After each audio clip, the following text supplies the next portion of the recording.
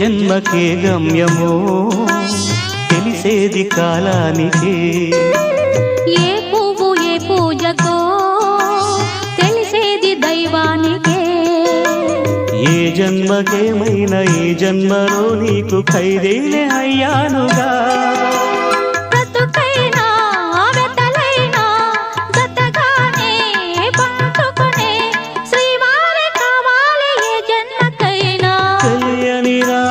పలికింది తీయని భావనలో మనసే జ్యోతిగా వెలిగింది మమతల కోవెలలో, ఈ మమతల కోవెలలో.